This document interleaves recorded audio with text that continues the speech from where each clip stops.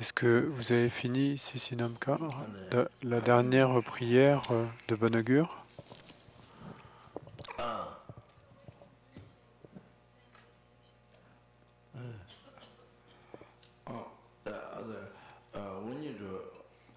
Et Sarah dit, on attendait que Rinpoche nous donne l'explication.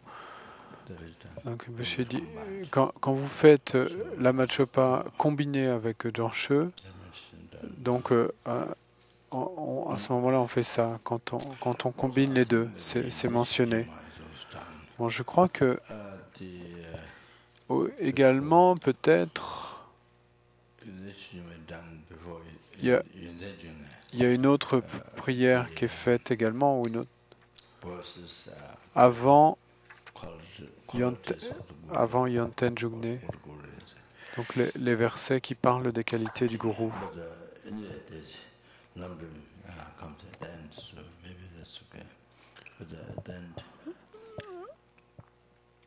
Quoi qu'il en soit, ça vient à la fin de prière du Lamrim, donc peut-être que c'est ok. Peut-être qu'on le fera pas cette fois, mais et dans une heure ou à la fin, et pour que ce soit auspicieux.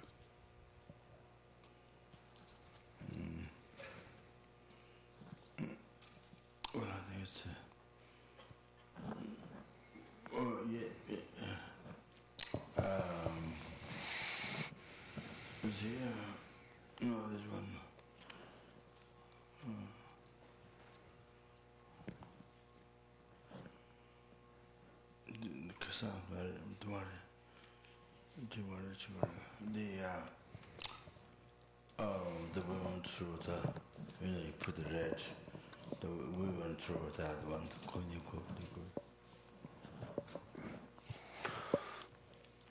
yeah. It's just me to watch.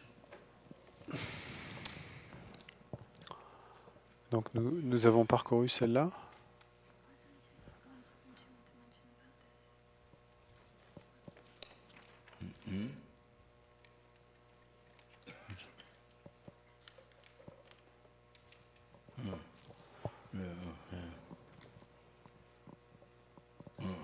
Yes, no. This is not all. Before 10 oxygen. So other one is the addresses. Then other one there's the dark Thomas. Donc l'autre prière, c'est les 8 versets. Ou, je ne sais pas si c'est les 8 ou un seul, mais les 8 versets. Et puis l'autre encore, c'est sous forme de prière, une prière de requête, de suivre, de pouvoir suivre les pas du Bouddha. Et donc ça vient à la fin, et à la fin du verset sur le corps illusoire, où on utilise le corps illusoire pour accumuler du mérite. Ensuite, il y a une autre pratique de Che. À la fin de cela, ça arrive. Et les Bouddhas, ce que le Bouddha a fait dans le passé, est donc pratiquer la moralité, et pratiquer la moralité et la patience, et pratiquer la charité, etc. Donc il y a une autre histoire et de ce que le Bouddha a fait quand il était bodhisattva, ce qu'il a pratiqué. Je n'ai pas lu les histoires qui sont dans les contes de Jataka, mais c'est bien de le savoir.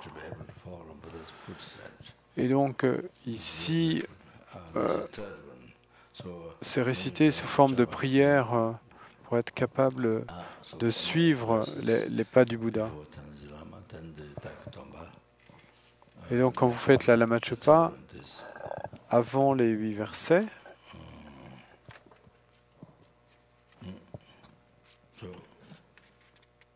Avant les 8 versets, donc ensuite il y a cette prière-là. Et puis la troisième, c'est celle donc Rinpoché a dans les mains.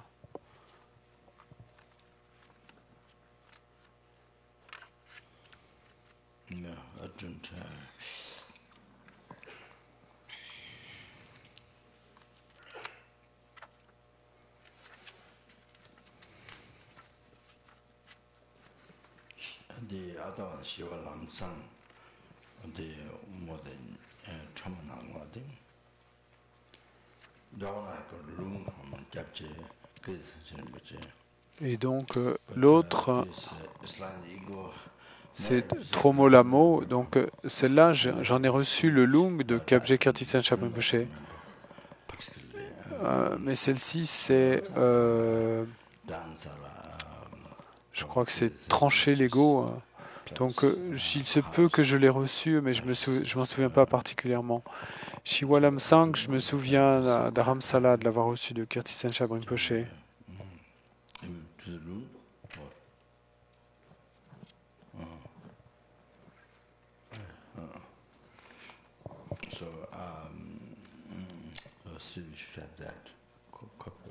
Je me souviens pas s'il m'avait donné le Lung. Donc vous devriez avoir une copie de ça. C'est très bien, très bon. Donc ici,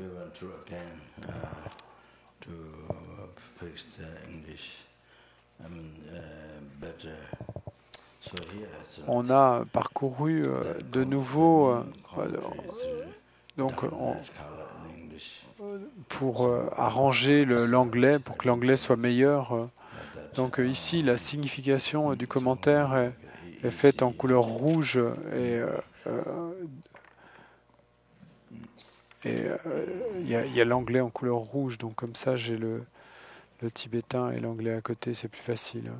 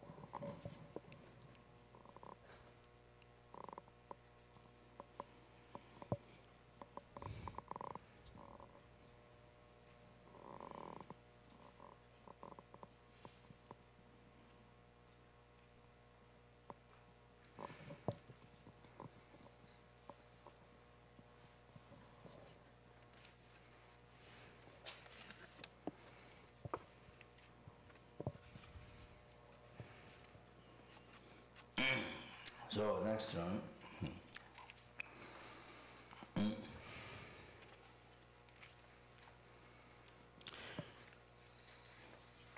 From the Savior Nagarjuna. So as I mentioned already, donc la citation suivante du sauveur Nagarjuna.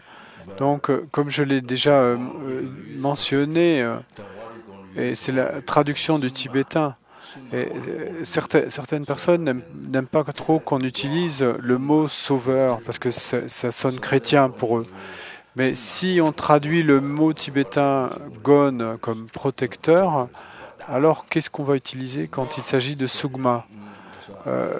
Donc, quel mot anglais on va utiliser? Parce que c'est deux choses différentes en tibétain, donc on ne peut pas utiliser le mot protecteur dans les deux cas.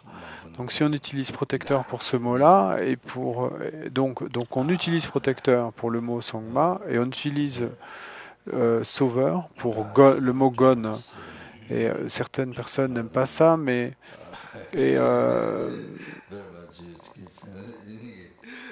mais bon, pour moi ça va. Et Gon, c'est le guide Nagarjuna, le sauveur ou le guide tibétain Gon.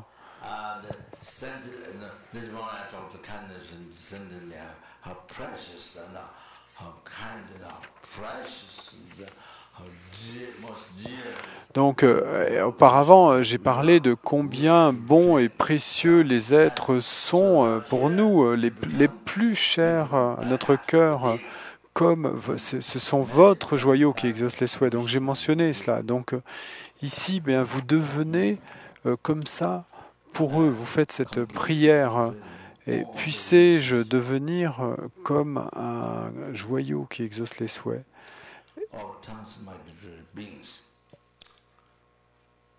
Et exauçant tous leurs souhaits.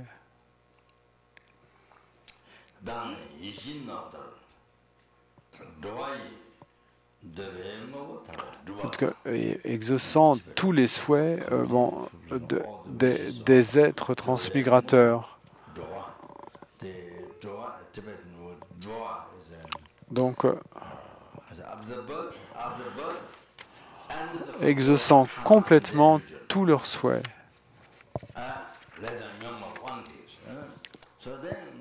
Et après la naissance, après une naissance survenue sous le contrôle du karma et des perturbations, totalement sous le contrôle du karma et des perturbations, donc il n'y a pas de liberté du tout, et nous sommes nés sous le contrôle du karma et des perturbations, donc seconde après seconde, pas seulement jour après jour et année après année, mais minute après minute et seconde après seconde.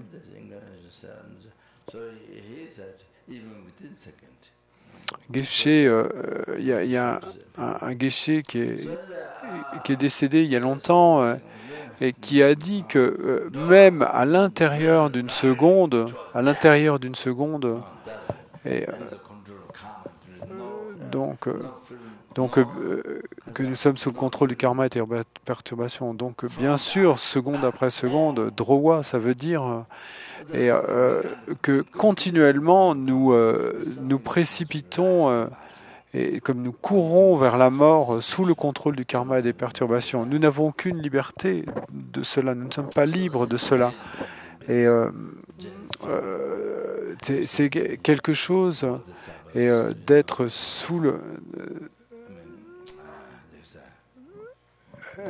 un être sous le contrôle du karma et des perturbations. Donc, pensez à ça, ça fait s'élever la compassion. Quand vous pensez quelqu'un qui est sous le contrôle du karma et des perturbations, ainsi, et donc, et en général, c'est le cas des êtres des 6 royaumes, peut-être, généralement, à l'exception peut-être des bodhisattvas, le Bouddha, lui, ne souffre pas, mais il manifeste de la souffrance, il la montre. Et c'est ainsi pour le Bouddha. Mais également, les Arya Bodhisattvas n'ont pas de souffrance. Ils manifestent de la souffrance. Et bon, il y a simplement les Bodhisattvas des premiers niveaux, à cause de fortes prières qu'ils ont faites, simplement d'être bénéfiques aux êtres. Donc, ils se réincarnent également. Et donc, mais sinon, drowa, ça veut dire né ainsi dans les 6 royaumes, mais totalement. Et ce qu'il faut comprendre, c'est que renaît sous le contrôle du karma et des perturbations, pas de liberté du tout.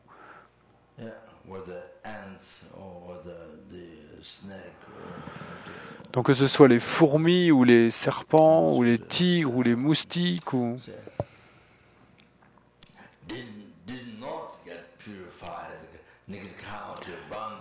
ils n'ont pas purifié le karma négatif de naître sous cette forme, eh bien, le karma de naître sous cette forme n'avait pas été purifié auparavant, et avant de se réincarner, donc ce karma n'avait pas été purifié, il n'avait pas pratiqué le dharma, il n'avait pas purifié ce karma. Et donc, il y a d'innombrables karmas qui ont été accumulés depuis des renaissances sans commencement. Et donc, même, il y a tout type d'animaux. Il y a même des animaux qui ont l'air, qui ressemblent à des fleurs. Ce ne sont pas des fleurs, mais ils ont l'air de... Et on croirait qu'il s'agit d'une fleur.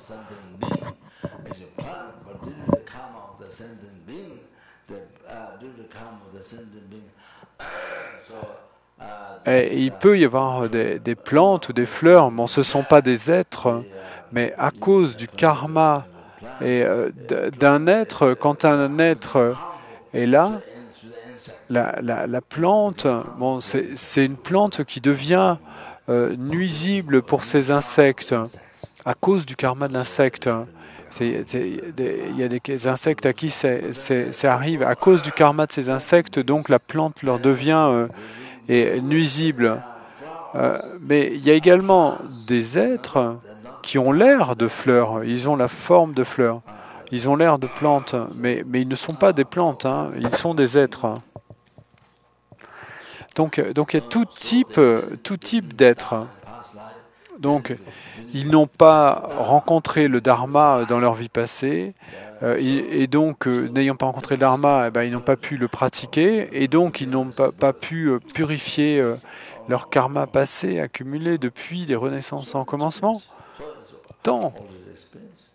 Et encore et encore. Et donc, il faut l'expérience de cette vie sous cette forme. Et drowa, donc drowa, ça veut dire totalement sous le contrôle du karma et perturbation. Donc c'est ça qui leur est arrivé, de renaître comme moustique, serpent, tigre ou singe. Et ça nous est déjà arrivé à tous. Mais donc, même si nous avons rencontré le dharma dans le passé, que nous avons une opportunité de rencontrer le dharma, mais nous n'avons pas pratiqué et nous avons passé notre vie totalement pris par les distractions, complètement cette vie dans la distraction, donc nous n'avons pas pratiqué. C'est si triste, c'est très triste. Ensuite la vie se termine et puis c'est ce qui se passe. On renaît comme moustique ou insecte ou les fourmis, les singes. Donc ça nous est arrivé déjà. Et quand vous naissez comme tigre, à ce moment-là, vous n'avez pas de choix. Vous devez manger des gazelles. Vous devez manger des zèbres et tous ces pauvres animaux qui ne peuvent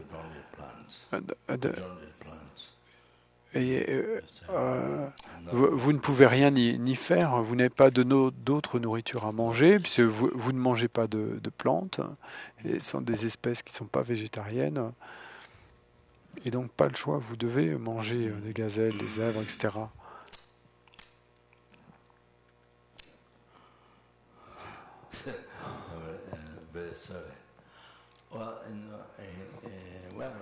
Je suis tout à fait très désolé, mais bon, ceci est venu comme ça en passant, mais quand j'étais à l'hôpital, j'ai vu tant de...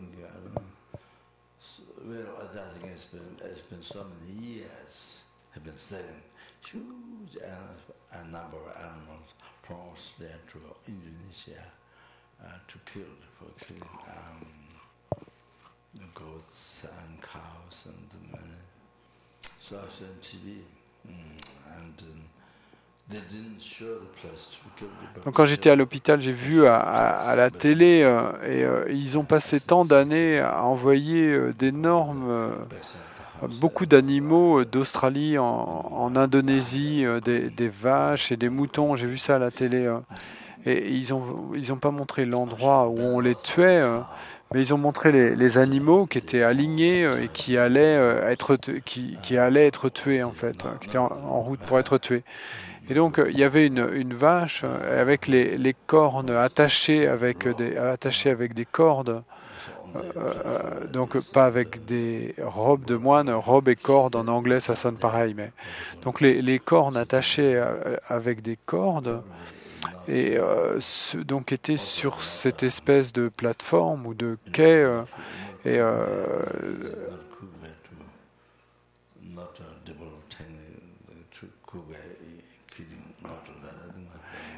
et probablement c'était pas une façon rapide et facile. Probablement en Indonésie, il n'y a pas encore de technique qui a été développée pour tuer rapidement et sans souffrance. Je pense qu'en Indonésie, la façon de tuer les vaches, etc., ça doit prendre du temps. Ça doit être avec des couteaux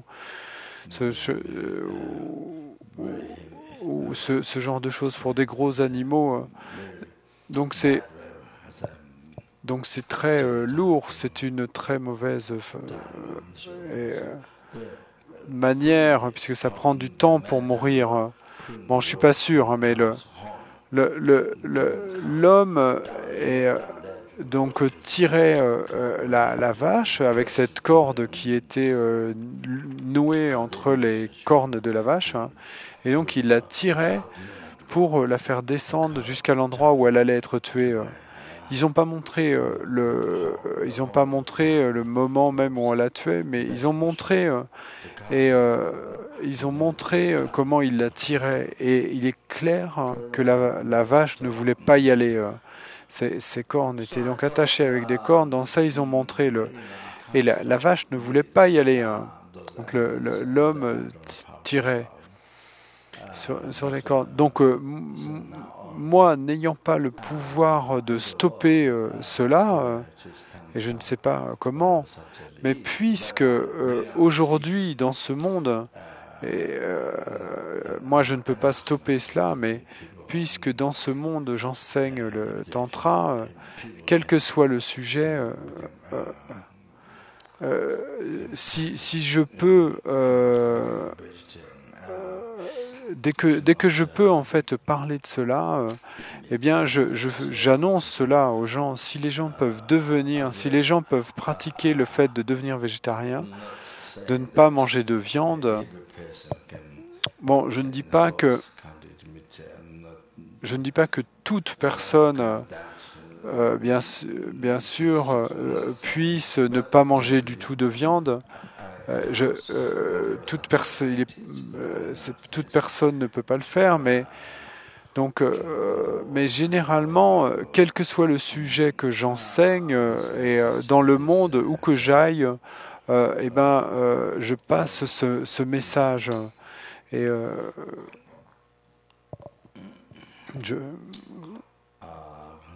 en fait, je profite du fait d'enseigner pour passer ce message.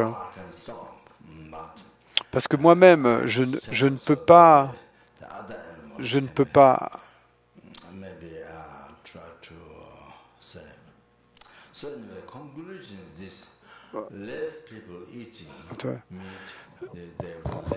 de quoi qu'il en soit, la conclusion de cela, c'est que s'il y a moins de gens qui mangent de la viande, eh bien, il y aura moins d'animaux qui seront tués, et donc il y aura moins d'animaux qui souffriront, qui seront tués.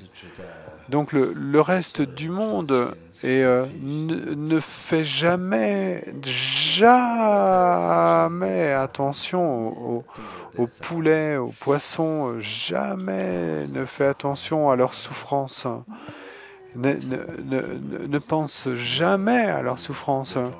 Et en général, et les êtres humains ne pensent pas à ça à cause de l'ignorance et de la pensée de chérissement de soi.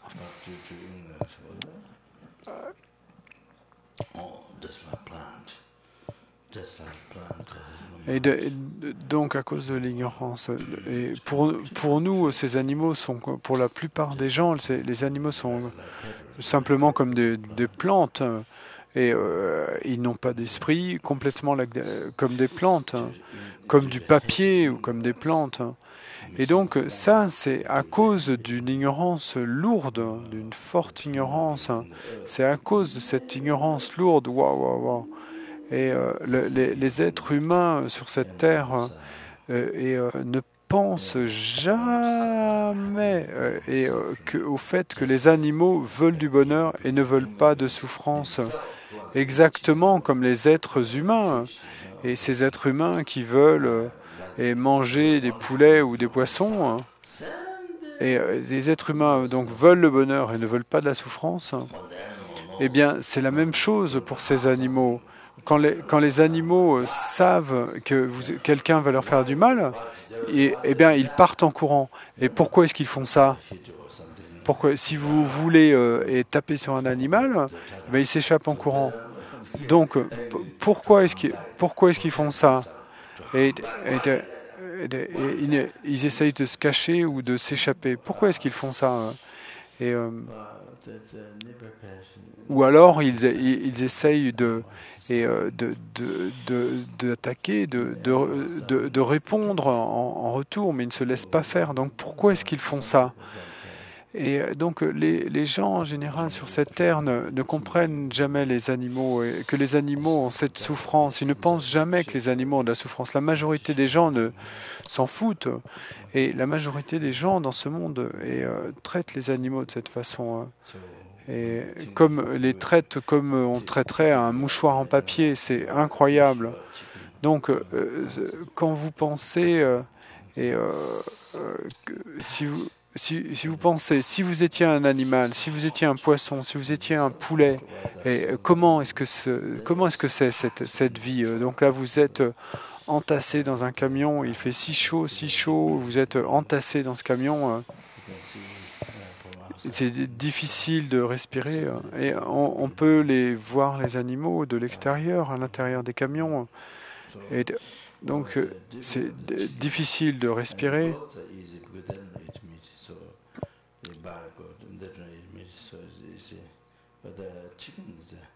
Donc c'est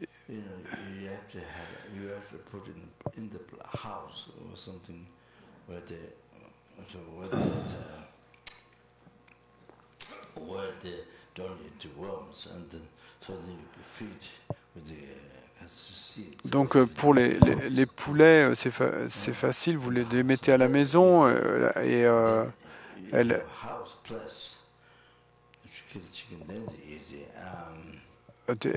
elles ne mangent, pour qu'elles ne mangent pas de vers de terre, je pense. Donc vous les nourrissez avec des graines ou avec de la nourriture dans la maison. Donc c'est assez facile. Si vous avez une maison, un endroit pour garder des poulets, alors c'est facile. À Bodh Gaya, sur le terrain du projet Maitreya, il y a une pièce où on libère des poulets. Donc, on les garde dans un petit abri, on leur donne de la nourriture. Et sinon, et on les garde dans l'abri parce que sinon, toute la journée, ils mangent des vers de terre sur le terrain. Donc ça, c'est pas bon pour eux. Et donc, on préfère les garder dans l'abri. Bon, d'avoir des chèvres, c'est plus difficile parce que c'est plus gros, mais donc ça, c'est difficile. Hein. Et j'ai pris un vol pour le Népal de Patna. Et on a pris la voiture du Route Institute à Bodh Gaya. Et vous voyez les poulets sur la route, et à l'endroit où ils sont tués. Donc il y a deux ou trois endroits, des petites échoppes en fait, où ils sont suspendus et coupés en morceaux. Donc il y en a au moins deux. Et donc j'ai essayé d'en acheter vivants dans le passé quand je passais devant ces endroits-là. Et des poulets. Bon, je me souviens pas pour les chèvres, mais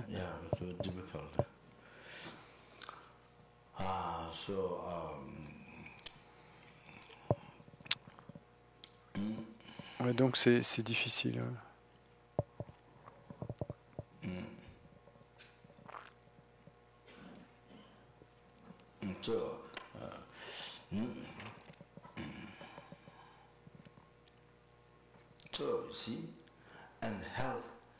Donc vous voyez,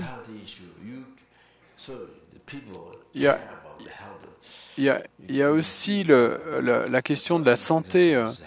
les gens se soucient de leur santé. Vous pouvez voir tous ces exercices, ces centaines d'exercices avec des machines. Et donc, les gens font des efforts pour faire des exercices.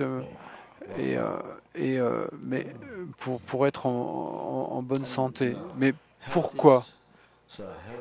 Pourquoi être en bonne santé comme ça? Et en bonne santé, avec une longue vie et en bonne santé, mais si, en fait, les gens veulent être en bonne santé pour continuer à créer du karma négatif. Donc, en bonne santé, et afin de pouvoir continuellement créer des lourds karmas négatifs. Donc, les êtres humains qui ont cet esprit sophistiqué, ce cerveau que n'ont pas les animaux, et donc c'est ainsi qu'ils pensent. Donc, c'est ça que sa sainteté dit. Utiliser le cerveau pour pratiquer le dharma.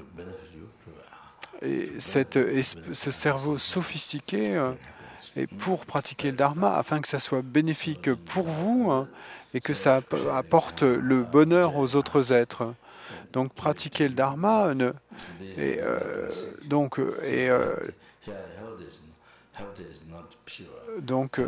si vous ne faites pas ça, donc vous créez du karma négatif jour et nuit. Et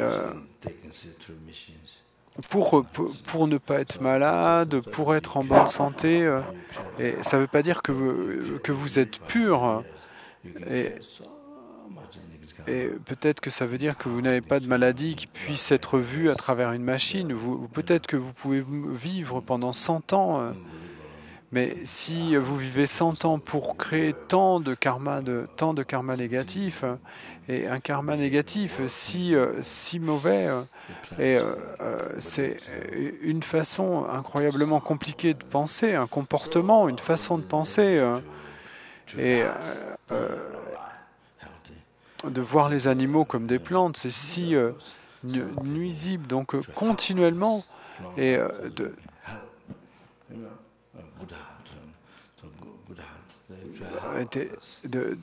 vouloir avoir une longue vie et d'être en bonne santé.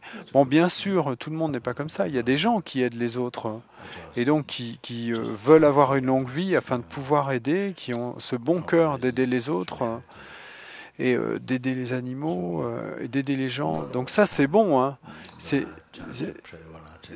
Mais sinon, si la raison n'est pas d'aider les autres, et c'est une raison totalement erronée de vouloir être en bonne santé. Bon, c'est pas tout le temps, mais j'essaie de prier quand je prends des médicaments. Puisse ma vie être bénéfique pour les êtres. Quand je prends des médicaments ou quelque chose,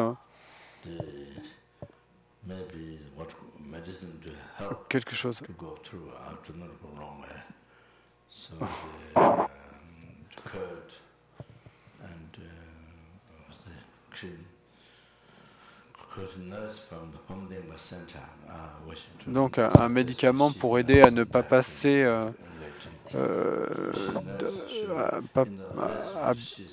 par le mauvais chemin. Et donc on les prend avec du yaourt ou de la crème. Il y a une infirmière au centre de Washington.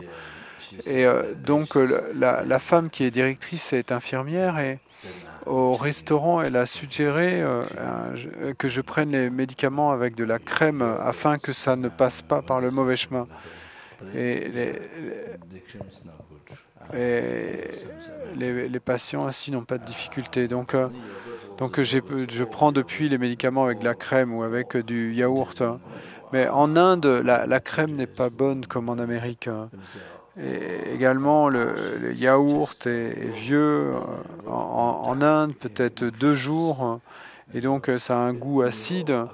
Et si c'est un yaourt trop vieux, alors mon diabète s'accroît. Donc,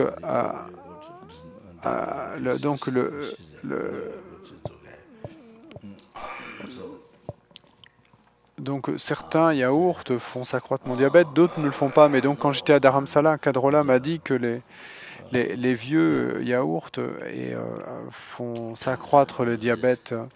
Et donc j'ai essayé, bon, pas tout le temps, mais de temps en temps, de prier ainsi, en étant en bonne santé, je puisse être bénéfique aux êtres. Donc c'est bien si vous pouvez penser comme cela. Quand vous prenez des médicaments ou quoi que ce soit, ou même si vous devez avoir une opération, si vous devez être opéré.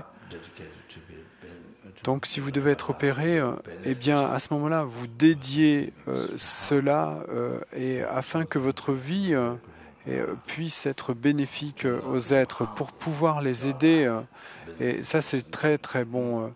Et afin que votre vie ne devienne pas nuisible et pour les êtres, mais qu'elle devienne bénéfique pour les êtres.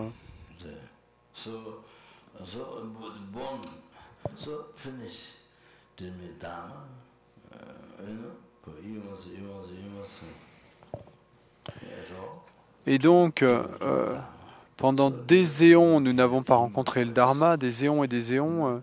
C'est si difficile de rencontrer le Dharma, si difficile même d'entendre une voix humaine. Donc, si difficile même d'entendre une voix humaine, même ça. Même ça s'est produit dans le passé, c'est arrivé. Donc, comme j'ai déjà... à ce moment-là, le karma, on en fait déjà l'expérience. Que faire? Et vous naissez comme singe, que faire? Vous naissez comme tigre, vous devez vivre votre vie comme tigre, à manger d'autres animaux. Et vous ne pouvez pas être végétarien.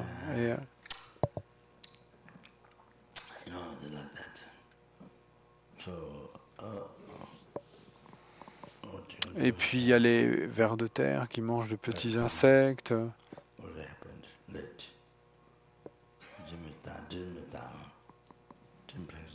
Donc que faire alors? Et le karma a déjà été créé, et donc c'est trop tard, vous n'avez pas rencontré le dharma, et donc c'est le karma, vous devez souffrir ainsi dans cette vie d'animal jusqu'à ce que vous soyez tué ou que vous tuez d'autres, mais donc comme vous tuez d'autres et vous créez le karma d'être tué chaque jour, vous créez tant de karma très lourd en tuant d'autres êtres. Vous faites souffrir les autres, donc vous créez la cause pour souffrir dans le futur. Et des centaines de milliers, des millions, des milliards de fois continuellement. Et vous créez ces karmas pour vous-même d'être tué. Vous créez la cause. Et donc ainsi, c'est très très triste. Donc s'il y a moins de gens qui mangent de la viande, ça veut dire qu'il y aura moins d'animaux. Ça veut dire qu'il y a moins d'animaux qui seront tués, qui souffriront.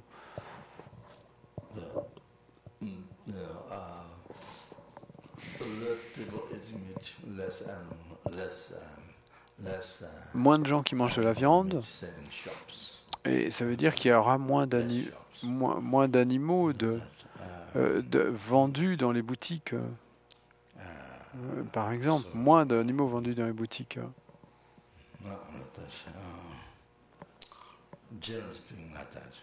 Donc, pour parler généralement, c'est comme ça. Bien sûr, dans le monde, bon, ça ne se passe pas ainsi. Complètement arrêter de manger de la viande dans le monde. Donc, bon, c'est le karma des êtres de ce monde, mais ça n'arrive pas pour là. Et même sans parler du monde dans son entier, mais même dans une ville, ça n'arrive pas. À cause du karma des êtres. À cause du karma des êtres, ça ne va pas se passer. Mais d'en manger moins, ça, on peut essayer. Ça peut arriver.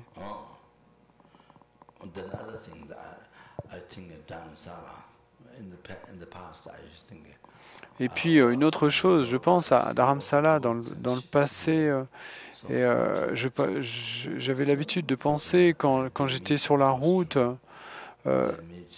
toutes les chèvres et les moutons, ils ont tant de chance parce qu'ils rencontrent et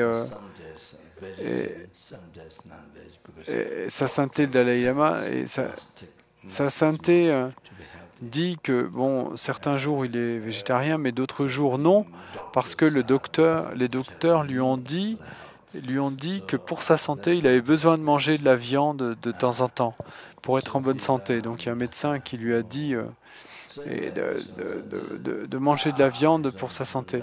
Donc certains jours, il mange de la viande. Et donc, sa sainteté, le gourou de sa sainteté le Dalai Lama, Kyabje Trijang Rinpoche, mon gourou Racine, et puis le gourou le plus ancien de sa sainteté est Ling Rinpoche, donc qui ne sont pas seulement des grands bodhisattvas, qui n'étaient pas seulement des grands bodhisattvas, mais des êtres éveillés. Donc là, ils sont les chèvres dont la viande qui va être mangée par eux, et c'était ce que Rinpoche disait de sa sainteté avant. Donc, et ces chèvres ont tant de chance. Parce que, donc, et c'est ce que je pensais à Dharamsala, que ces chèvres-là, ces bodhisattvas, ces grands pratiquants tantriques, ces grands yogis, ces êtres éveillés, vont prier pour elles, pour ces chèvres dont ils sont en train de manger la viande. Et c'était la même idée pour sa sainteté tout à l'heure. C'est pour ça que c'était pas que elles avaient la chance d'habiter là où était sa sainteté, mais que peut-être, si elles étaient si elles étaient mangées par sa sainteté prierait pour eux. Donc ça peut vraiment les aider, ça peut les aider à obtenir une renaissance supérieure. Et donc c'est ce que je pensais en voyant les chèvres au bord de la route, que peut-être elles avaient cette chance, que si elles étaient mangées par un de ces êtres, un de ces bodhisattvas, ou un de ces grands yogis, ou un de ces grands pratiquants tantriques sur la base de bodhicitta, alors il y a tant de pouvoir d'aider, de transférer leur conscience et de les guider de nouveau des royaumes inférieurs vers une terre pure pour obtenir une renaissance supérieure et rencontrer le Dharma. Donc ils ont tant de pouvoir et ils peuvent faire cela pour aider.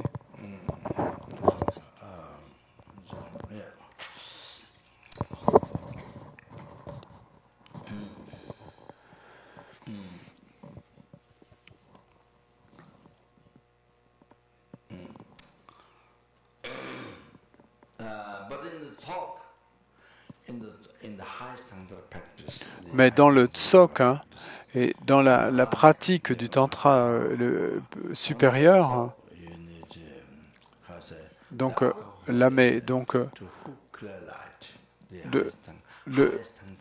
pour le tsok, vous avez besoin de l'alcool. C'est pour accrocher, amener la claire lumière, attraper la claire lumière. Donc le chemin du tantra est le plus élevé. C'est comme une bombe atomique, la façon la plus rapide de pacifier la vue dualiste, les obscurcissements, la claire lumière non duelle avec la vacuité. Donc vous attrapez ainsi la claire lumière.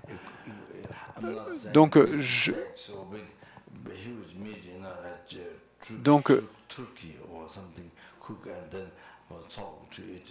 je dis pas de faire cuire de gros steaks, un gros morceau de viande comme de la dinde, et puis ensuite de la prendre à manger pour le tsok. Et donc de la même manière, j'ai entendu que beaucoup de Nakpa utilisent beaucoup de grandes bouteilles d'alcool et pour offrir le tsok. Et puis, donc, il les offre en tsok, et puis ensuite, ils boivent toute la bouteille. Ensuite, ils boivent toute la bouteille. J'ai entendu dire que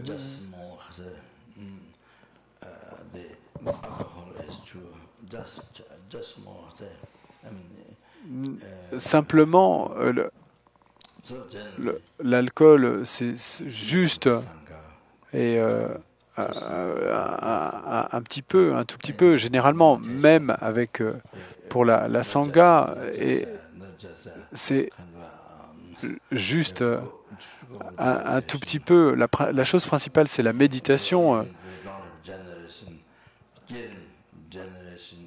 C'est pas comme si vous deviez aller avec la méditation, même si vous n'avez pas le stade de génération, et que vous n'avez pas le stade de génération gradué. Donc, même si vous n'avez pas cette réalisation grossière et subtile, donc vous bénissez et vous générez la béatitude. Donc, vous essayez de faire ainsi.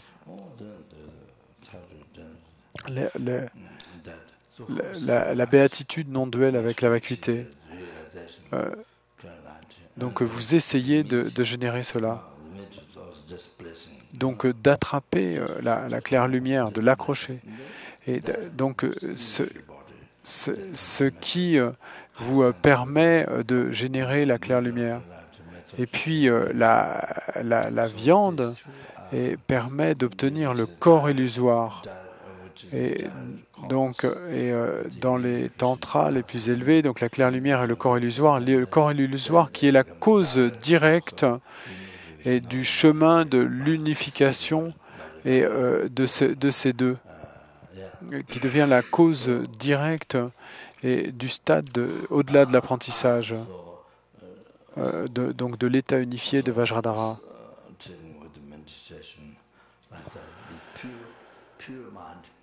Donc, prendre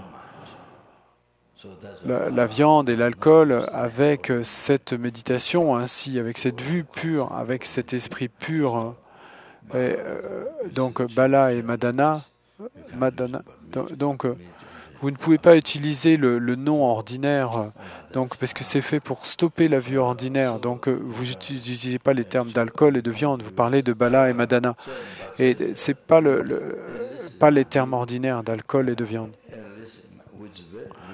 Bon, au moins c'est ma vue, hein, et ma vue qui est très limitée, qui est une vue très limitée. Mais dans le commentaire de Vajrayogini, il y a une référence et un texte d'un tantra racine, et là il y a une citation qui dit que vous avez besoin de l'alcool et de la viande pour accrocher ou pour attraper la claire lumière et le corps illusoire. Donc c'est qui dit que c'est la façon rapide de pacifier les obscurcissements. Donc comme je l'ai dit auparavant, donc c'est la façon la plus rapide et d'atteindre l'éveil.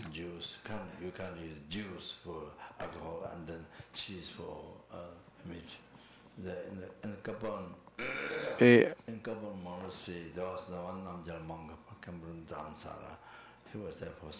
vous ne pouvez pas utiliser de jus de fruits pour l'alcool et de fromage pour la viande. Au monastère de Kopan, il y avait un moine de Namgyal pendant plusieurs années, donc il s'occupait du tsok et il avait l'habitude d'offrir du fromage et du jus de fruits.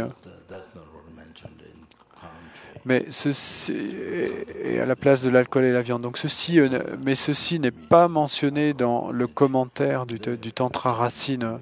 Ceci n'est pas mentionné. Vous avez besoin d'alcool et de viande.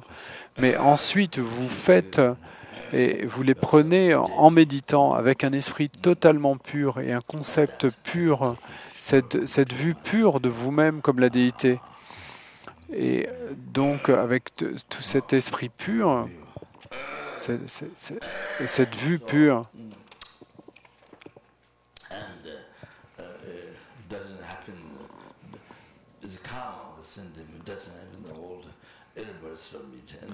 Donc c'est le karma des êtres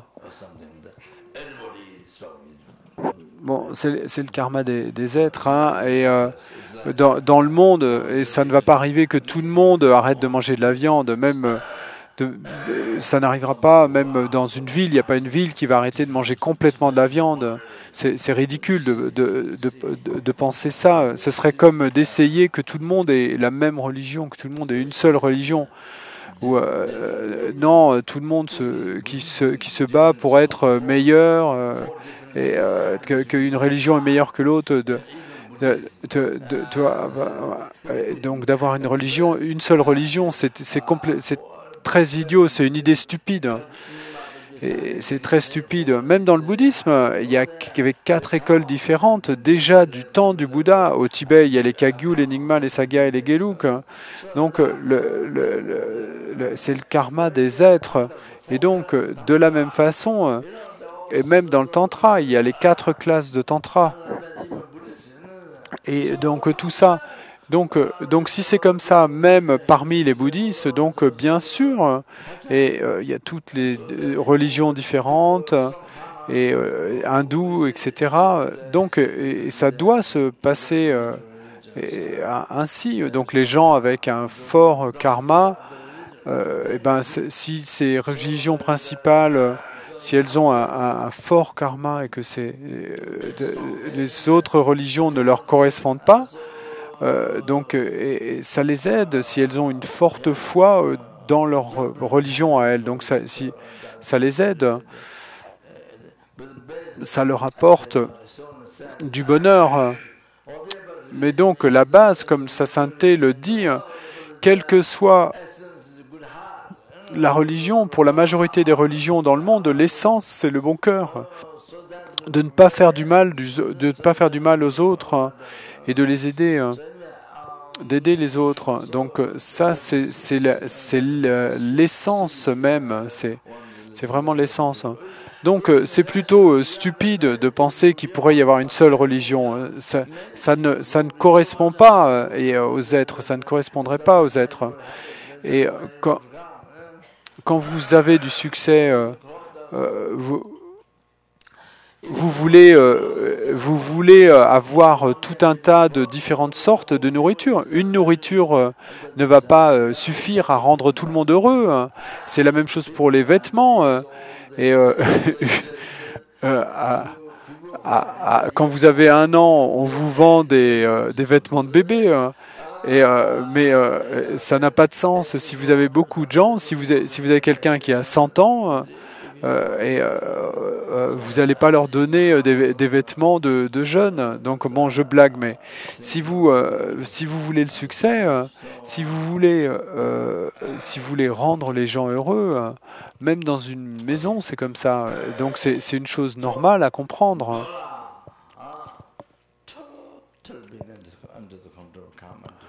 Donc Drowa, totalement sous le contrôle du karma et des perturbations. Complètement. Pas de choix, pas de liberté du tout. Donc Drowa. Et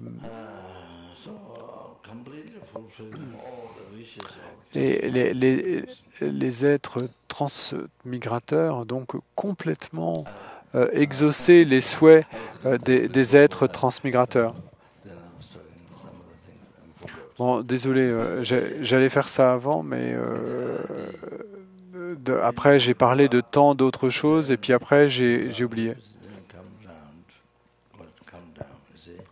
Et donc à Land of Medicine Buddha en Californie, et dans ce centre, donc vous montez un peu et puis ensuite vous redescendez, vous montez et puis quand vous redescendez, là il y a un arbre. Bon, il y a beaucoup d'arbres, mais il y a beaucoup d'arbres, de grands arbres, mais il y a un arbre qui bouge tout le temps.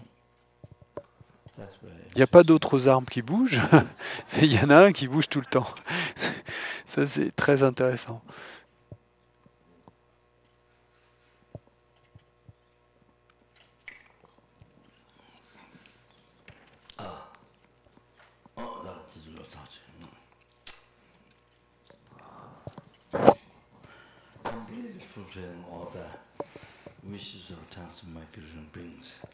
Et donc, exaucer complètement tous les souhaits des êtres transmigrateurs. Et est comme un arbre qui exauce les souhaits et exaucer complètement tous les espoirs et des êtres transmigrateurs. Donc, c'est toujours le verset de Nagarjuna qui est dans la méditation quotidienne. Donc, exaucer complètement tous les espoirs des êtres transmigrateurs. À Amitabha, dans la terre pure d'Amitabha, il y a des arbres qui exaucent les souhaits. Donc, quand il y a un arbre qui exauce les souhaits, quoi que ce soit que vous souhaitiez, arrive. Donc vous avez ce pouvoir, vous pouvez devenir pour les innombrables êtres, pas simplement pour les êtres humains, mais pour les animaux, pour les êtres des 6 royaumes, pour tous les êtres, vous devenez comme un arbre qui exauce les souhaits. Tous leurs souhaits sont accomplis, exaucés. Et Rinpoche claque des doigts. Donc vous exaucez ainsi tous leurs souhaits. Donc vous faites cette prière de vous-même devenir comme cet arbre qui exauce les souhaits. Et donc c'est ce qui est dit dans le dernier vers. Donc vous faites cette prière de vous-même devenir cela pour les autres et d'exaucer les souhaits de tous les êtres, tous leurs souhaits de bonheur, mais pas seulement et leurs souhaits temporaires pour cette vie, mais tout le long du chemin jusqu'à l'éveil, pas seulement pour cette journée, mais pour cette vie, pour toute leur vie future, des millions, des milliards, tout le bonheur et tous les bonheurs jusqu'au bonheur ultime, la libération des océans de souffrance samsarique et ensuite le bonheur sans égal, l'état de l'esprit omniscient. Donc ainsi vous exaucez les souhaits des innombrables êtres. Et puis ensuite, ceci est l'essence. Maintenant, comment vivre sa vie? Comment pratiquer le dharma? Comment vivre sa vie? Et donc, maintenant, on élabore ce propos à partir de versets tirés du Bodhicharyavatara. Donc tout le monde devra en avoir une copie. Donc il y a cette petite copie de la méditation quotidienne. Donc si vous en avez une copie, vous pouvez la regarder. Et donc je pense que c'est aussi dans les dédicaces qu'on lit après les préceptes le matin. La plupart de ces versets sont dedans, mais pas tous.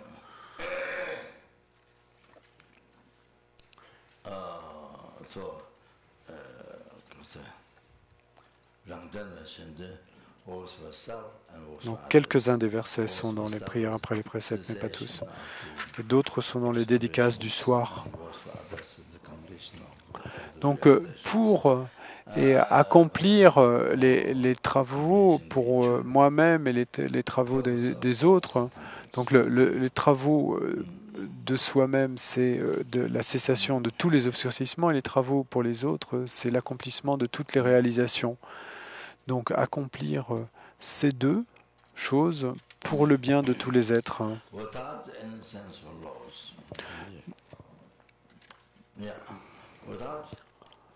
Sans aucun sens de perte,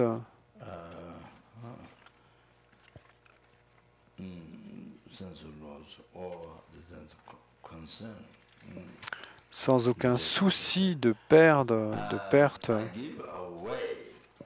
je donne, mais dans le sens de j'abandonne, j'abandonne mon corps ainsi que donc en majuscule la nourriture, les vêtements, etc. Et en majuscule les plaisirs.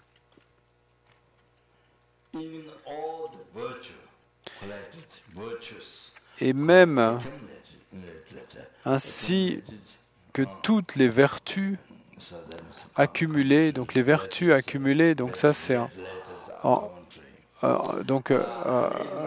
lettres rouges, donc les lettres rouges c'est le commentaire. Donc, et même que toutes les vertus accumulé pendant les 3 temps, ce qui veut dire passé, présent et futur.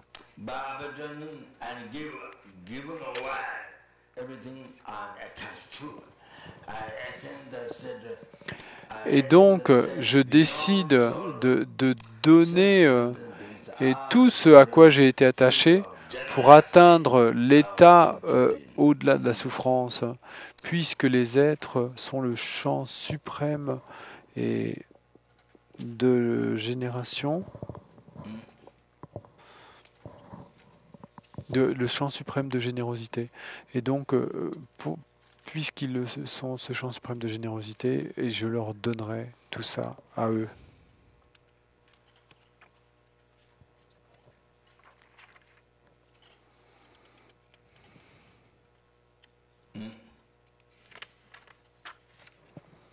By abandon and give away, and this attachment to all that I can smother, pass to the solar stage. And my mind. Donc, en abandonnant et en donnant et tout ce à quoi j'étais attaché, en abandonnant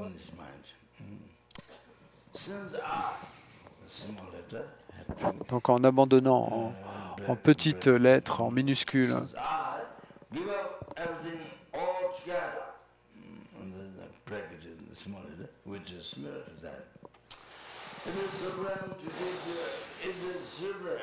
donc entre parenthèses et en minuscules,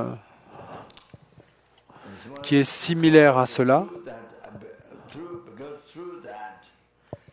Donc en petites lettres, parce que grâce à cela, la bouddhéité est obtenue, donc en donnant aux êtres, et donc le plus grand bienfait, c'est que vous atteigniez la bouddhéité. Donc je donne, j'ai abandonné ce corps, entre parenthèses, ces agrégats impurs à tous les êtres, aussi confortables que possible pour eux. Et même si les autres me tuent toujours, s'ils me critiquent, même s'ils me tuent toujours, même s'ils me critiquent en lettres rouges avec de mauvais mots, s'ils battent mon corps, etc., et puissent-ils faire quoi qu'ils veuillent et avec mon corps. Et donc, à partir de maintenant, même s'ils jouent avec mon corps, même si les autres jouent avec mon corps, et donc même si les autres jouent avec mon corps, et s'ils m'infligent du mal, s'ils me rabaissent, s'ils se moquent de moi,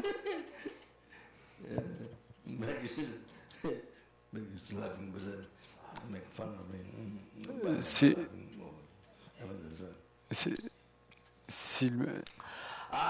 se moquent de moi, donc je l'ai déjà donné aux êtres. Donc pourquoi résister en protégeant mon corps, etc. J'ai terminé de leur donner mon corps à eux. Et donc là, très important, est laisser les êtres faire toute action, entre parenthèses, vertu, et ça ne leur fait pas de mal et c'est bénéfique pour moi-même et pour les autres.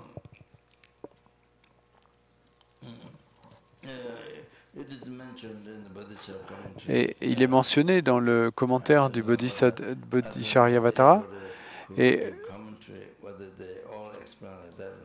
je ne sais pas si qui que ce soit qui ait donné un commentaire, bon, je ne sais pas si tout le monde explique ça comme ça, mais ici, moi-même, donc défini clairement, il est certain que et ça bénéficie aux autres. Et donc, entre parenthèses et en lettres rouges, prier pour la cause, la vertu, que la cause, la vertu, l'intention ne soit pas gâchée. Et en grand, en lettres majuscules, et que donc en se concentrant sur moi, puisse et donc la vie des autres êtres, c'est ce qu'ils font, mais donc en se concentrant sur moi, en pensant à moi, en me prêtant attention, et donc que à n'importe quel moment et où ils se centrent sur moi, que ce soit en pensant à moi ou en me prêtant attention ou quoi que ce soit, que ça ne devienne jamais sans signification. Même si tous les êtres se concentrent sur vous, pour tous les êtres, même si ça n'arrive pas, mais au moins pour certains êtres, ça sera bénéfique. Ceux qui penseront à vous, etc. Au moins pour certains.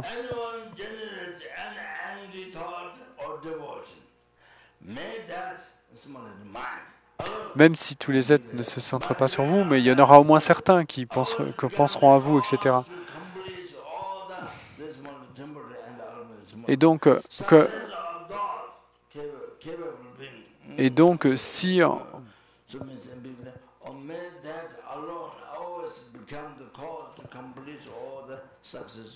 donc, en me regardant, quiconque génère une pensée de colère ou de dévotion, puis cet esprit seul et en dépendant de cela, en dépendance de cela, puisse cet esprit devenir la cause et d'accomplir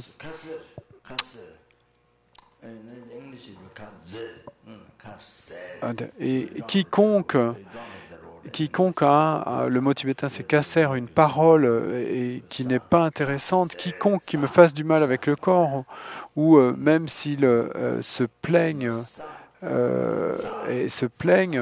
puisse, quelque action qui soit faite, et pour tous, qu'ils aient la chance d'atteindre la totale élimination et la réalisation totale de la bénédicité. Donc, qui est kasser? Kasser, donc il n'y a pas ce mot en anglais. Kasser, donc il faut que ça sonne comme ça.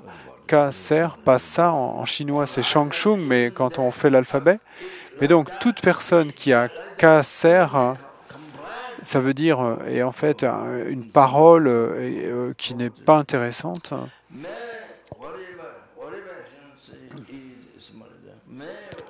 Et donc, quiconque qui me fasse du mal avec le corps,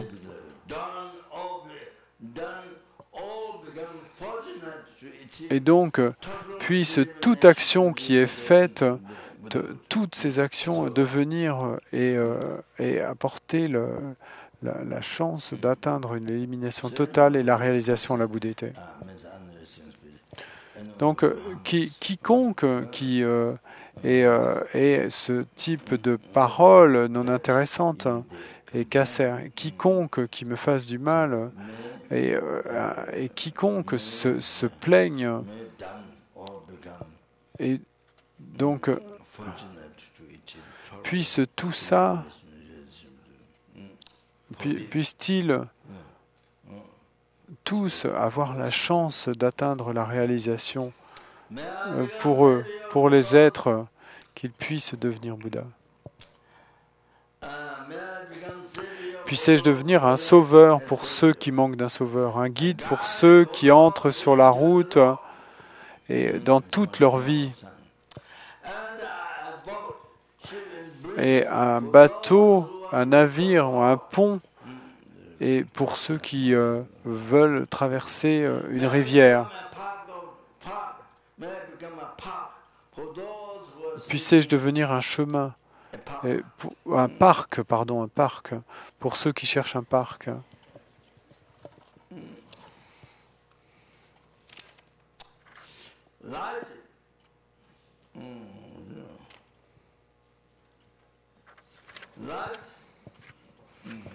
une lumière pour ceux qui désirent de la lumière.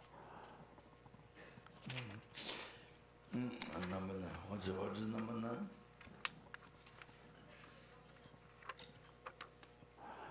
Yeah.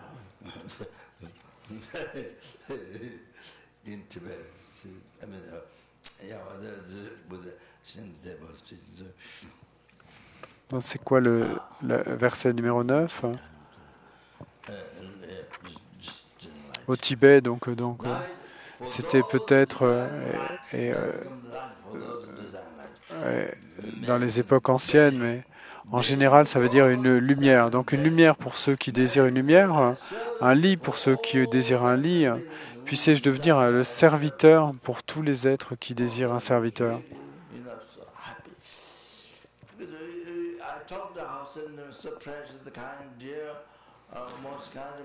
Donc vraiment si heureux, parce que j'ai dit comment les êtres sont les plus bons, les plus précieux, les plus chers à mon cœur.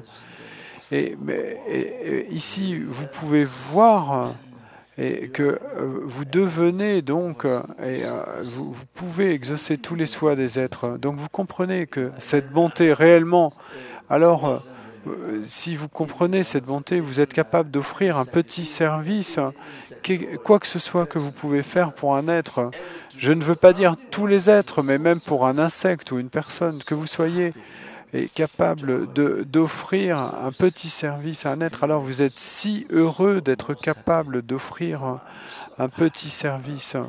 Donc vous êtes alors si heureux, vous imaginez, et l'esprit est si heureux, si vous réalisez la bonté des êtres, si de plus en plus, et si vous réalisez cette bonté, alors et vous allez être de plus en plus heureux. Et par exemple, le bodhisattva qui a atteint le nirvana, la libération du samsara, des océans de souffrance samsarique, et bien cette pensée et le nirvana, pour eux, la pensée du nirvana, et c'est donc pour les bodhisattvas, et cette pensée du nirvana est comme un caillou usagé de toilette. Dans le passé, il n'y avait pas de papier toilette à utiliser. Et donc, désolé de raconter cette histoire, mais à Buxa, et le gouvernement, je ne sais pas quelle organisation, quel est son nom, mais bon, il y avait les Nations Unies donc qui avait construit des toilettes. Donc il y avait des toilettes qui étaient alignées en bas du camp, je crois. Et puis il y a Lama qui est venu.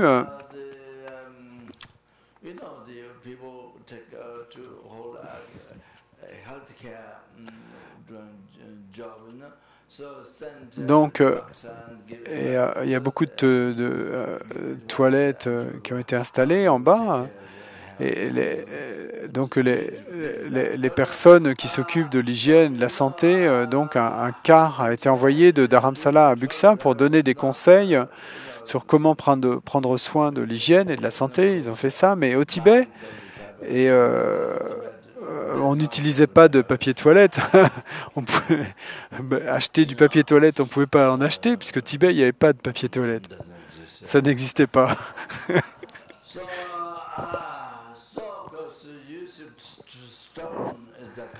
Et donc, utiliser des cailloux, c'était quelque chose de assez ordinaire. Hein.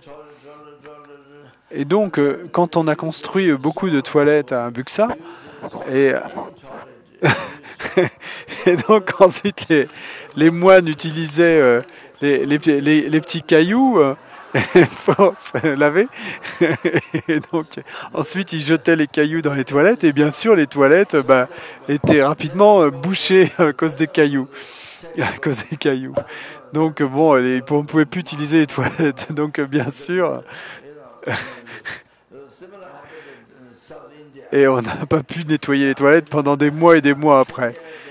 Et la même chose est arrivée en Inde du Sud. Et même dix ans plus tard, quand on a déménagé pour l'Inde du Sud, bon, il y a des toilettes qui ont été construites, mais les moines n'étaient pas, on leur avait pas appris et comment on s'en servait de ce genre de toilettes. Donc, ils utilisaient des cailloux.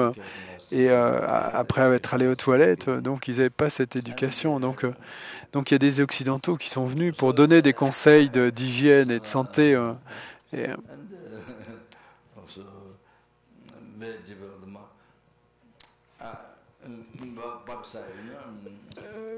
mais donc c'était très difficile. À Buxa, si vous aviez 100 roupies, vous étiez si riche à Buxa. Certains des moines et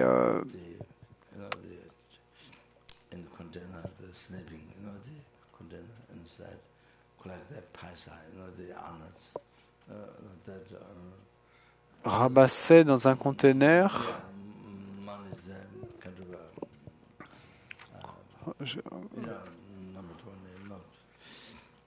Ah, ils ramassaient les pessas, comme les centimes. Donc c'était même pas des roupies, hein, c'était les pessas. Donc la situation était ainsi. Bon, quoi qu'ils connaissaient pas de toute façon avant, ils connaissaient pas le papier toilette, donc et toutes ces choses. Et donc, en se comportant ainsi, ils ont détruit les toilettes. Mais donc, c'est pourquoi dans le Bodhichariyavatara, et on utilise l'exemple de, de, de cailloux usagés de toilettes, de cailloux usagés de toilettes. Et donc, c'était quel verset? Ah, non, c'était pas dans un verset. Et qu'est-ce que je disais, dit Rinpoche? Donc, ça a dit, c'est le bodhisattva qui cherche la libération. Donc le bodhisattva, les bodhisattvas, et pour eux, et ce qui concerne le nirvana, mais c'est et ils abandonnent cette idée d'atteindre le nirvana, ils la jettent au loin et ils la jettent au loin. Et cette idée de pour soi-même chercher la libération du samsara, pour eux, c'est comme du papier toilette usagé. Et donc, ils le jettent au loin.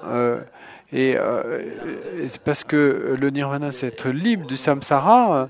Mais pour le bodhisattva, travailler pour soi-même et chercher le bonheur du nirvana pour soi-même, la libération ou le nirvana, mais ça, ils le jettent au loin. Pour eux, c'est quelque chose de très mauvais. Bon, c'est comme du poison, ou c'est comme du papier toilette usagé, vous le jetez. Et donc, pour le bodhisattva, et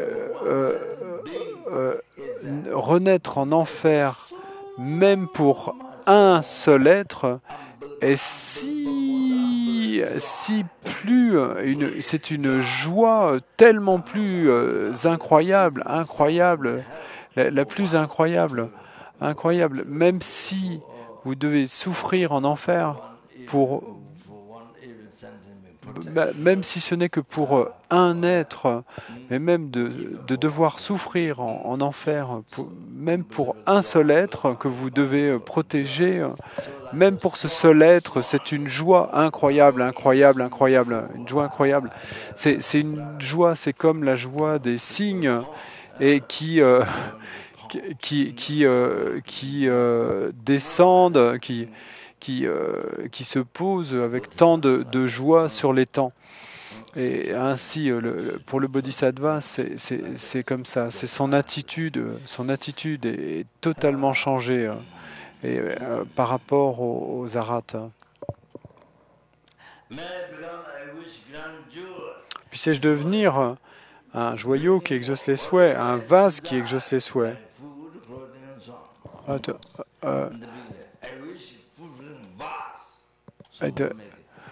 Donc un joyau qui exauce les souhaits en lettres rouges et qui apporte quoi que ce soit qui soit désiré, comme de la nourriture, des vêtements, etc. Et ensuite un vase qui exauce les souhaits. Donc vous savez, nous avons pour le succès, nous faisons des vases. Donc il y a, il y a les vases de prospérité. Les vases de richesse, par exemple, qu'on fait, et donc, etc. Donc, puissais-je devenir comme un vase qui exauce les souhaits. Bon, c'est juste un petit exemple, mais le vase qui exauce les souhaits, en ayant cela, tous vos souhaits sont immédiatement exaucés.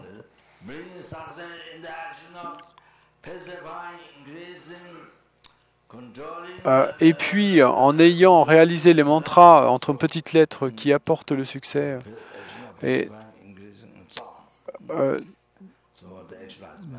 donc dans les actions de pacifier, d'accroître, etc., et un grand médicament en petites lettres, et donc ces commentaires qui guérissent toutes les maladies.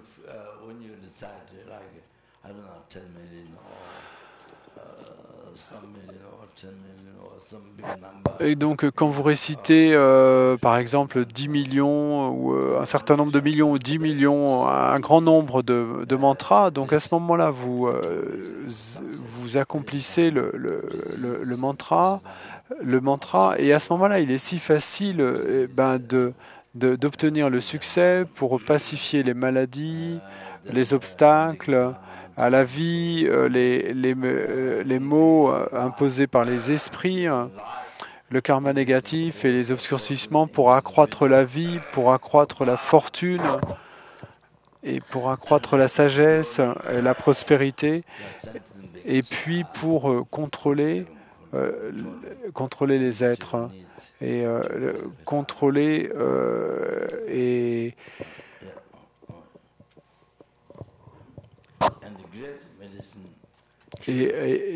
répondre à leurs besoins matériels, aux besoins matériels pour être bénéfique aux autres. Donc, comme un grand médicament qui guérit toutes les maladies. Donc, un grand médicament, par exemple, c'est l'Aurora au monastère de Tashilhunpo, et il y a une statue du Bouddha Maitreya d'une hauteur de 4 étages, et au cœur, il y a cette Aurora. Si vous restez au 3e ou au 4e étage donc pendant un certain temps, au cœur, si vous restez au cœur pendant un certain temps, ça va guérir votre maladie. Donc c'est comme ça dans les statues et les stupas, et on met des reliques. Mais si c'était l'Aurora véritable, alors même si vous ne la mangez pas, si votre maladie va être guérie si vous portez cette Aurora sur vous.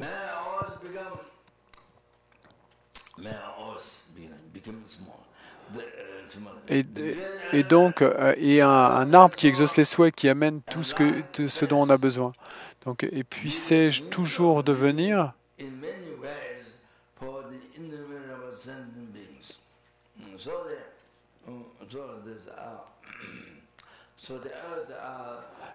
aussi devenir une vache qui exauce les souhaits pour tous ces êtres. Et donc, ainsi, la terre est utilisée de tant de façons différentes pour le bonheur des êtres. Donc, des champs, des plantes, des récoltes.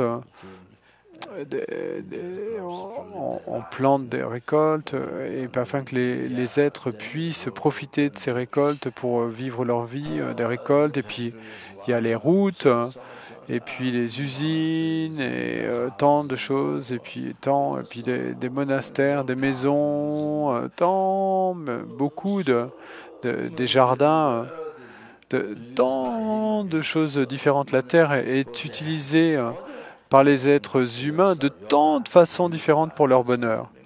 Et donc, la prière que vous faites, c'est que vous puissiez apporter toutes ces choses aux êtres, donc que vous-même, vous soyez utilisé par les êtres comme la terre et comme toutes ces choses qu'ils utilisent pour leur bonheur, que vous vous transformiez. Et ensuite, il y a l'eau qui est utilisée par les êtres de tant de façons différentes. Hein. Donc, pas seulement pour boire, hein, mais donc pas seulement pour étancher la soif, mais de tant de façons que l'eau est utilisée pour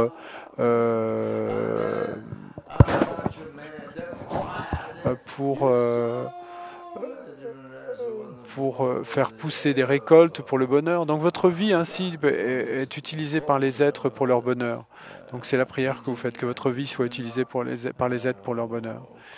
Et puis ensuite il y a le feu qui est utilisé de tant de façons différentes. Donc quand il fait froid et donc ça vous réchauffe. Hein. Quand il fait trop chaud, il y a l'air conditionné. Donc le feu est utilisé pour cuisiner. Et donc que votre vie soit utilisée par les êtres pour leur bonheur ainsi. Et puis l'élément vent, le vent est utilisé avec l'air conditionné, avec les ventilateurs. Donc de tant de façons on utilise le vent pour leur bonheur. Donc de la même façon, et que votre vie soit utilisée par les êtres de tant de façons différentes pour leur bonheur. Pour qu'ils puissent avoir le bonheur. Et puis, le ciel est utilisé pour voyager, est utilisé de tant de façons différentes et pour le bonheur des êtres. Donc, et ainsi,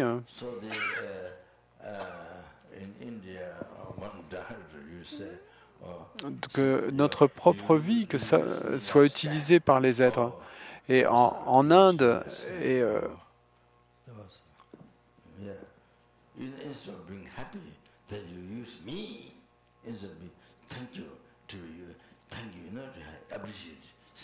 que vous m'utilisiez comme un timbre, au lieu d'être heureux, alors vous m'utilisez. Donc,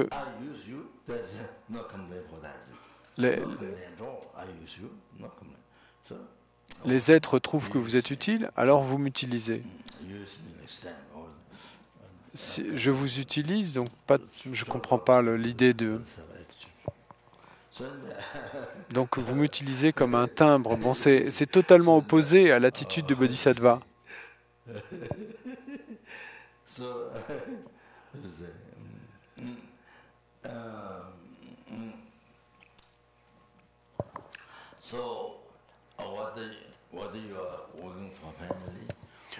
Donc, que vous travaillez pour une famille ou que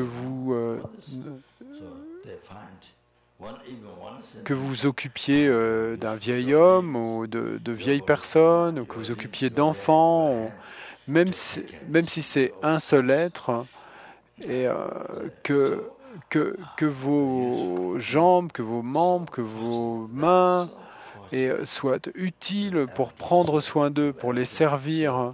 C'est si chanceux d'être capable de servir même un seul être. Et donc que mes membres soient utiles et donc réjouissez-vous. Vous devriez ressentir toute la journée du matin et au soir donc que mon bonheur, cette maladie chronique du chérissement de soi, donc réjouissez-vous, ressentez ce bonheur du matin au soir. Et quand vous allez travailler, et que vous travaillez dans la famille, et ressentez un si grand bonheur. Et ceci devient la meilleure psychologie. Pratiquer bodhicitta devient la meilleure psychologie. C'est la meilleure méditation. Donc, et appréciez cela, profitez de cela, parce que pour votre purification, c'est le mieux, pour accumuler des mérites, c'est le mieux, pour atteindre l'éveil, c'est le mieux que vous puissiez faire. Et donc, ici, waouh, chérir les autres, c'est le mieux que vous puissiez faire. Donc, quel que soit le service, même pour des insectes qui sont tombés dans l'eau, de les aider. Kyabje Serkong Rinpoche a dit en voiture ou dans le bus, quand il y a des vieilles personnes qui sont debout, se lever pour leur donner votre siège, vous donnez votre siège, et même une petite pratique comme ça, et donc vous donnez votre confort pour les autres. Et aussi, il y a des personnes âgées qui ont de lourds bagages, de les aider, vous les aidez, même un petit service comme ça qui est c'est facile à offrir. Donc, quoi que ce soit que vous offriez,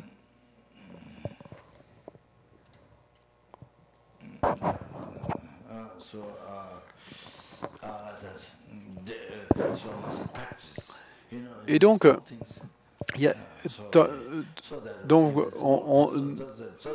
donc, vous devez pratiquer ainsi même des petites choses, parce que si vous pratiquez ces petites choses, alors après vous pourrez faire de grandes choses. Ensuite, d'abord, vous pourrez faire des grandes choses après. Donc vous pratiquez d'abord des petites choses, vous prenez la défaite sur vous-même et vous offrez la victoire aux autres.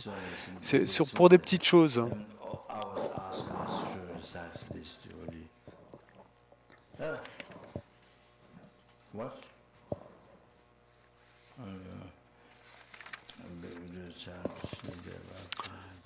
Donc, refuge, notre refuge et sauveur, sa sainteté. Donc,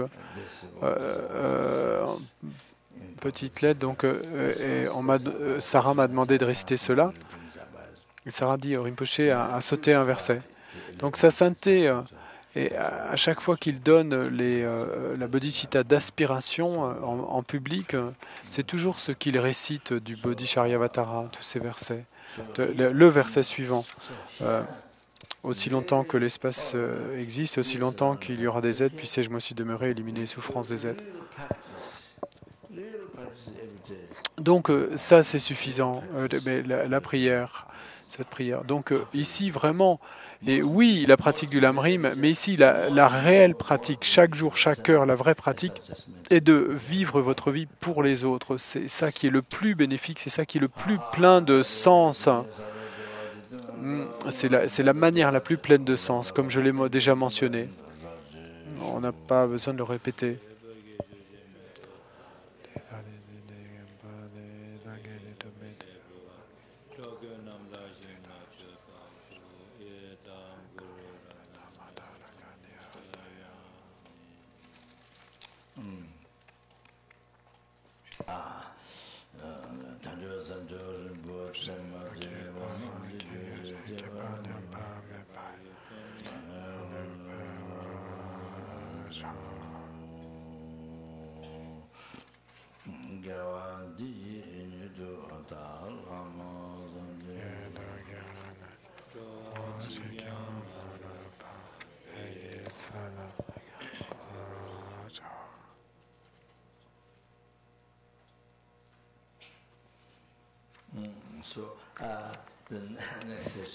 Donc la prochaine session,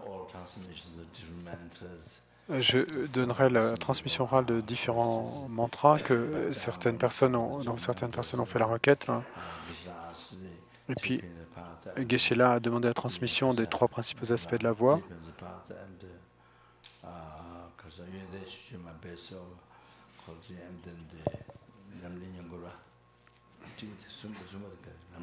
Du fondement de toutes les qualités.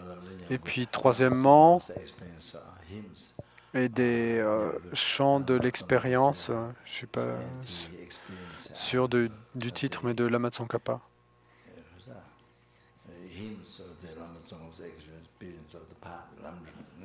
Et donc, c'est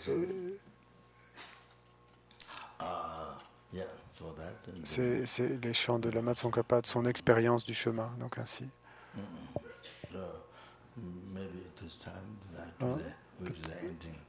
Peut-être que maintenant on fait la fin du Lama Chopa Dorje, hein, peut-être tout à l'heure, ouais. Et le chant, c'est tout. Merci. Donc, prochaine session à 8 heures.